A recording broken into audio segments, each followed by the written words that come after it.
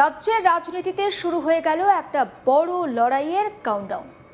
আনুষ্ঠানিকভাবে ঘোষণা হয়ে গেল বিধানসভা নির্বাচনের দিনক্ষণ। একসঙ্গে দেশের পাঁচটি গুরুত্বপূর্ণ রাজ্য কেন্দ্রশাসিত অঞ্চলে নির্বাচন হতে চলেছে। পশ্চিমবঙ্গ, অসম, কেরালা, তামিলনাড়ু, পুদুচেরি এই সমস্ত জায়গায় ভোট একেবারে আসন্ন। তবে এই পাঁচটির মধ্যে সবথেকে বেশি নজর কাড়ছে পশ্চিমবঙ্গের নির্বাচন। রাজনৈতিক মহল থেকে সাধারণ মানুষ সবাই এখন তাকিয়ে বাংলার দিকে, কারণ এই নির্বাচন শুধুমাত্র যে সরকার গঠনের লড়াই নয়, এটি একটি মর্যাদা, ক্ষমতা এবং রাজনৈতিক ভবিষ্যতের একটা বড় সমীকরণ, বড় পরীক্ষা। সবচেয়ে বড় প্রশ্ন, আবার কি ক্ষমতায় ফিরতে পারবেন মমতা ব্যানার্জি, নাকি এইবার পরিবর্তনের হাওয়া বইবে এবং সরকার গঠন করবে রাজ্যের প্রধান বিরোধী দল বিজেপি?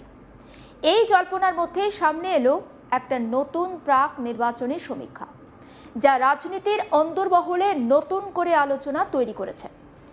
সমীক্ষা করেছে ভোট ভাইভ এবং তা প্রকাশ করেছে CNN নিউজ 18। এই সমীক্ষার ফলাফল বলছে, বাংলায় আবারও ক্ষমতায় ফিরতে পারে শাসক দল তৃণমূল কংগ্রেস। অর্থাৎ যদি এই পূর্বাভাস সত্যি হয়, তাহলে টানা চতুর্থবারের জন্য সরকার গঠন করতে পারে তৃণমূল কংগ্রেস। সংখ্যার হিসাবে দেখলে বোঝা যাচ্ছে, পশ্চিমবঙ্গ বিধানসভায় মোট 294টি আসন রয়েছে। সরকার গঠন করতে প্রয়োজন 148টি আসনের সমর্থন। সেখানে এই সমীক্ষা বলছে, তৃণমূল কংগ্রেস পেতে পারে প্রায় 184 থেকে 194টি আসন। অর্থাৎ স্পষ্ট সংখ্যাগরিষ্ঠতা নিয়ে আবারও ক্ষমতায় ফেরার সম্ভাবনা দেখানো হচ্ছে তৃণমূল কংগ্রেসকে। আর অন্যদিকে প্রধান প্রতিপক্ষ ভারতীয় জনতা পার্টি বা বিজেপি পেতে পারে 98 থেকে 108টি আসন।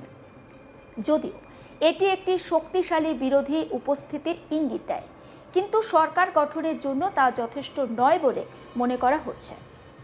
জোট এবং আঞ্চলিক দলগুলোর প্রভাব এই নির্বাচনে তুলনামূলকভাবে অনেকটা কম থাকবে, তেমনটা ইঙ্গিত দিচ্ছে এই সমীক্ষা। ফলে মূল লড়াই কার্যত দুই দলের মধ্যেই সীমাবদ্ধ হয়ে পড়ছে। তবে শুধু আসন সংখ্যা নয়, ভোট শতাংশের ক্ষেত্রেও তৃণমূল এগিয়ে রয়েছে বলে দেখানো হয়েছে। ওই সমীক্ষা বলছে, প্রায় 41.9% ভোটার তৃণমূল কংগ্রেসকে সমর্থন করতে পারেন, আর অন্যদিকে বিজেপির সমর্থন পেতে পারে প্রায় 34.9% ভোটারের। এই ব্যবধান যদিও খুব একটা বিশাল কিছু নয়, তবুও এটি নির্বাচনের ফলাফলে একটা বড় প্রভাব ফেলতে পারে। কারণ বাংলার নির্বাচনে অনেক সময় অল্প ভোটের ব্যবধানেই আসন জয় বা পরাজয় নির্ধারিত হয়। আরও একটি গুরুত্বপূর্ণ দিক উঠে এসেছে সমীক্ষায়, বর্তমানে তৃণমূলের বিধায়কদের প্রতি মানুষের সন্তুষ্টি।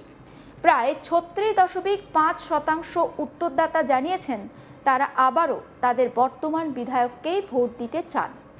এটি শাসক দলের পক্ষে একটা ইতিবাচক বার্তা মনে করছেন অনেকেই। তবে নির্বাচনের ময়দানে কখনোই একমুখী লড়াই হয় না। বাস্তব পরিস্থিতি অনেক সময় সমীক্ষার ফলাফলকে পাল্টে দিতে পারে। তাই রাজনৈতিক দলগুলি এখনই কোনো ঝুঁকি নিতে চাইছেন না। এবারের নির্বাচনের আরও একটা বড় দিক রয়েছে, সেটি হলো ভোট গ্রহণের ধাপ। আগের নির্বাচনে যেখানে 8 দফায় ভোট হয়েছিল, সেখানে এবার দফা কমিয়ে 2 দফায় ভোট করা হবে। প্রথম দফার ভোট 23 এপ্রিল আর দ্বিতীয় দফার ভোট 29 এপ্রিল। ভোট গণনা এবং ফলাফল হবে 4 মে। অর্থাৎ খুব অল্প সময়ের মধ্যে স্পষ্ট হয়ে যাবে বাংলার মানুষ কাকে ক্ষমতায় আবার দেখতে চান। এই নির্বাচনে মূল লড়াই মমতা ব্যানার্জি এবং বিজেপির মধ্যে, তা নিয়ে কোনো সন্দেহ নেই। তবে এর মাঝেই নিজেদের হারানো জমি ফিরে পেতে একেবারে মরিয়া চেষ্টা চালাচ্ছে কংগ্রেস এবং বামফ্রন্ট। যদিও গত কয়েকটি নির্বাচনে এই দুই শক্তির প্রভাব অনেকটাই কমেছে, তবুও তারা পুরোপুরি লড়াইয়ের বাইরে নয়। বিশেষ করে কিছু নির্দিষ্ট অঞ্চলে তাদের প্রভাব এখনও পর্যন্ত বজায় রয়েছে। রাজনৈতিক বিশ্লেষকরা বলছেন, এই নির্বাচনে শুধু সরকার গঠন নয়, বরং ভবিষ্যতের রাজনীতির একটা দিকও নির্ধারিত হবে।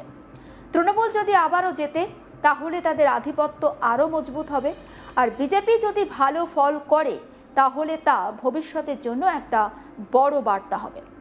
আর অন্যদিকে সাধারণ ভোটারদের মধ্যে উৎসাহ তুঙ্গে। শহর থেকে গ্রাম সব জায়গাতেই শুরু হয়ে গেছে নির্বাচনী আলোচনা। চায়ের দোকান থেকে সোশ্যাল মিডিয়া, সব জায়গায় এখন একটাই প্রশ্ন, এইবার কে? সব মিলিয়ে বলা যায় পশ্চিমবঙ্গের এই নির্বাচন এক কথায় হাই ভোল্টেজ। সমীক্ষা একরকম ইঙ্গিত দিচ্ছে ঠিকই, কিন্তু শেষ কথা তো বলবে ভোট বক্স। এখন শুধু অপেক্ষা 23 এবং 29 এপ্রিল আর 4 মের ফলাফলে। সেই দিনই জানা যাবে বাংলার রাজনৈতিক মানচিত্রে নতুন কিছু লেখা হবে নাকি পুরনো ধারাই বজায় থাকবে।